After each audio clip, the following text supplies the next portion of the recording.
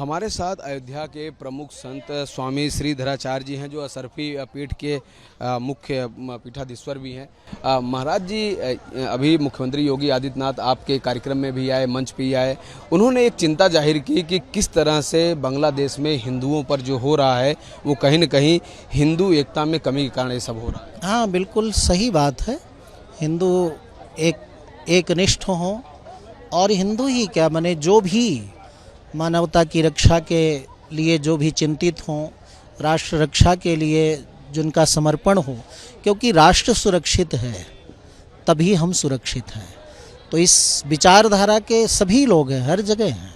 तो उन सबको एकनिष्ठ होकर के, समर्पित होकर, मनसा कर्मणा वाचा, जब हम राष्ट्र के लिए और मानवता के लिए, न्याय के लिए कटिबद्ध रहेंगे, पूर्ण रूप से समर्पित रहेंगे, तो अराजक तत्व जो हैं, अस्थिरता पैदा करने वाले जो लोग हैं, उनको मौका नहीं मिलेगा। महाराज भी देखा गया कि संसद भवन चल रही थी। संसद भवन के दौरान जब ये यहाँ पर बांग्लादेश में घटना हुई तो कोई भी विपक्ष का नेता इस घटना पर नहीं बोला है। तो महाराज जी को चिंता थी ना कि भाई गलत को गलत कहने वाला भी तो होना चाहिए। अपने लोग जब कष्ट पाते हैं तब लोग बोलते हैं, लेकिन हर एक व्यक्ति को, ऐसे हमारे देश में भी हर एक व्यक्ति को सही सही, गलत गलत, न्याय न्याय, न्याय न्याय से कहने वाले व्यक्ति चाहिए, क्योंकि उसी से सभी लोग खुशहाल रहते हैं। वहीं संसद भवन महाराज जी बहुत सारे नेता ऐसे जो फलस्तीन और गाजा पर वो बोल रहे थे। हाँ, सबकी अलग अलग रुचि है, क्या कहा जाए उसकी।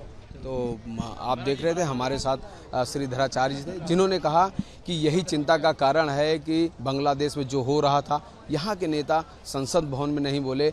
और महाराज जी ने कहा कि जिस तरह के लोग सेलेक्टिव मतलब रहते हैं, चाहे वह गाजा की बात हो या बांग्लादेश की बात हो, लोग अपने अपने हिसाब से चुन चुन करके बयान देते हैं। अयोध्या के प्रमुख संतों में से स्वामी रामशरण दास जी का नाम सब जानते हैं। महाराज जी भी मुख्यमंत्री योगी आदित्यनाथ जी कार्यक्रम में भी मौजूद थे। बांग्लादेश में जो हो रहा है उस पर आप क्या कहेंगे, जिस तरह से हिंदुओं पर अत्याचार हो रहा है? देखिए, शेख हसीना 15 मिनट और रुक जाती तो उनका भी मर्डर हो जाता। शेख हसीना जो थी वो हिंदूवादी थी और राष्ट्रभक्त थी, और हमारे भारत से उसका जुड़ाव था। पर जो खालिदा जिया है, उसके जो बेटा है, उसको आजीवन कारावास था और वो लंदन में रह रहा था, और यहाँ के पाकिस्तानी लोग मिले। अमेरिका का भी इसमें हाथ बताया जा रहा है कि इन्होंने तख्ता पलट में पूरा सहयोग किया, क्योंकि ये स्टेशन बनाने वाले थे कि हमको स्टेशन बना दिया जाए, हम भारत को भी कंट्रोल में रखें और पाकिस्तान को, बांग्लादेश को। तो शेख हसीना ने कहा हम नहीं देंगे। बस इसी पर चढ़ करके डोनाल्ड तो जो है 8 भाषा का जानकार है, उसने ये बदमाशी करके तख्ता पलट कराया बांग्लादेश का।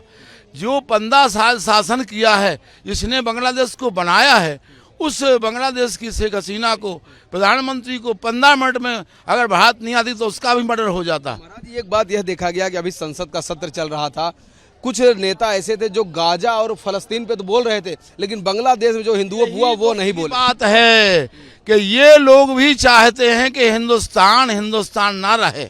इनकी तमन्ना थी कि बांग्लादेश जो है पदच्युत हो जाए, उनकी प्रधानमंत्री को हटाया जाए और आतंकवादियों को बैठाया जाए। 500 आतंकवादी जेल से निकाले गए हैं खालिदा जिया के साथ, और वो हिंदुओं को मार रहे हैं, वहाँ के मंदिरों को मिटा रहे हैं। बताइए, खेल वाले को क्यों मारा आपने? खेल वाला तो हमारे देश का नाम बढ़ा रहा था, खेल वाले को भी मार डाला। वहाँ के गायक जो था वो पूरे विश्व में। महाराज जी, हिंदू हॉस्टल में घुस कर हॉस्टलों से लोगों को फेंक दिया गया है ढाका में, और वहाँ लोग जिंदा लोगों को फेंक दिया गया। जिलों में अत्याचार, अनाचार हो रहा है। तो हम लोगों ने रैली निकाली थी परसों, पूरे आपने देखा होगा, बिरला मंदिर से लेकर नया घाट तक, लता मंगेशकर तक, कि ये बांग्लादेश में अत्याचार अनाचार नहीं होना चाहिए।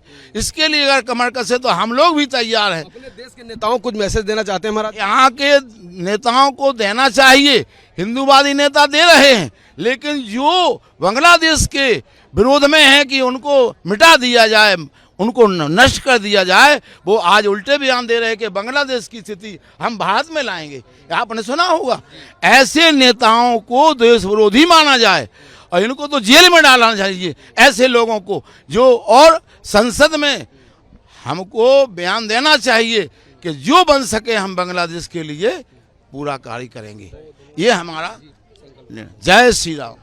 तो आप देख रहे थे कि स्वामी जी ने यह कहा कि जो नेता बांग्लादेश के फेवर में बोल रहे हैं, जो लोग हिंदुओं पे जो वहाँ नरसंहार हो रहा है उस पर नहीं बोल पा रहे हैं, ऐसे लोगों के ऊपर सख्त कार्रवाई भी होनी चाहिए। हमारे साथ स्वामी अनंताचार्य जी महाराज हैं, जो अयोध्या के प्रमुख संतों में से एक हैं। महाराज जी, जिस तरह के हालात जो बांग्लादेश में हैं उस पर आप क्या कहेंगे?